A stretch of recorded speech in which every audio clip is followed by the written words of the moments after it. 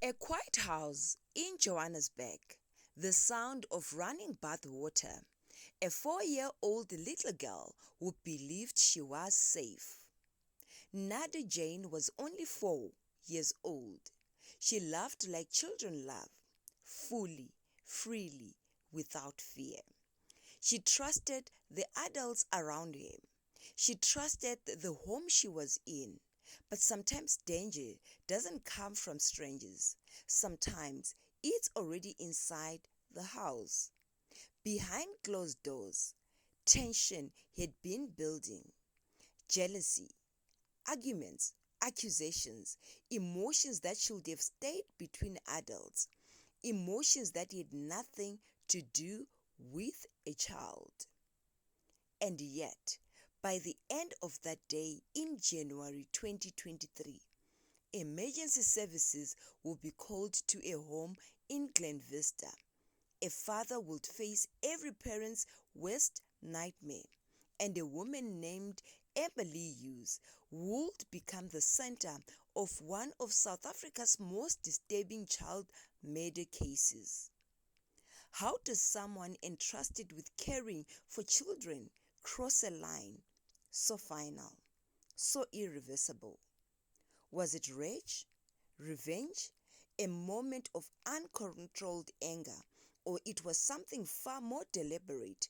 In this video, we will break down the timeline, the court revelations, and the verdict that followed. This is the tragic story of Nada Jane, a little girl whose life was cut short in a place she should have been safest. And this is the case that shocked a nation.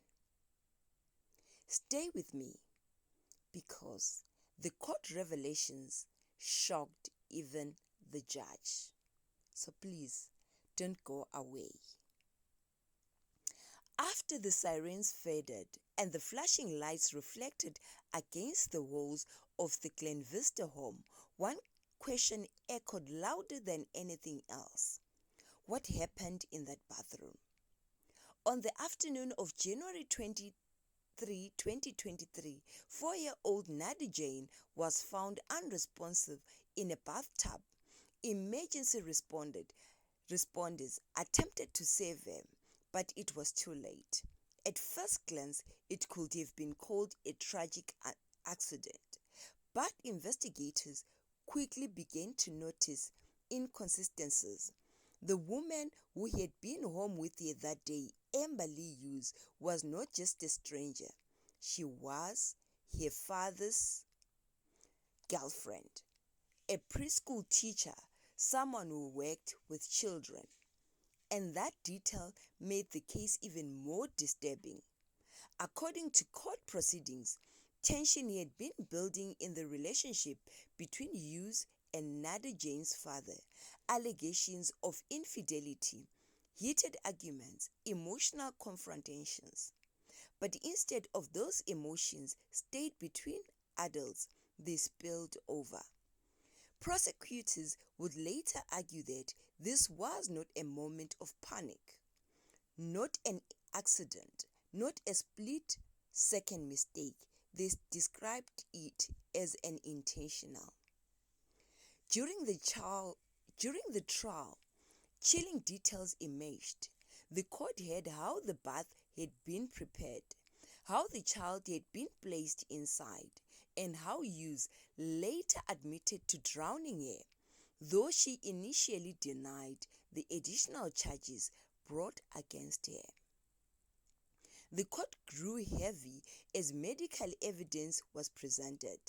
The judge would ultimately rule that this was premeditated murder, planned, deliberate, a decision that ended a child's life before it truly began. We definitely live with animals in this world. The nation watched. The verdict was delivered, and with it came a wave of anger, grief, and disbelief. How does jealousy turn into something this dark? How does an argument become a life sentence? And most painfully of all, how does a 4-year-old pay the price for adult conflict? Couldn't they just solve it, just the two of them? Nadi Jane will never grow up. She will never start school. She will never celebrate another birthday.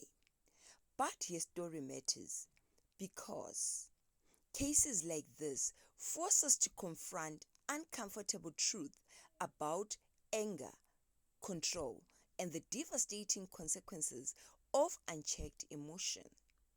Justice may be served in a courtroom, but for a family who has lost a child, justice will never mean healing. If this story moved you, let it also remind you, children are never responsible for adults' battles. And sometimes the most important thing is to let the children be out of the adults' issues.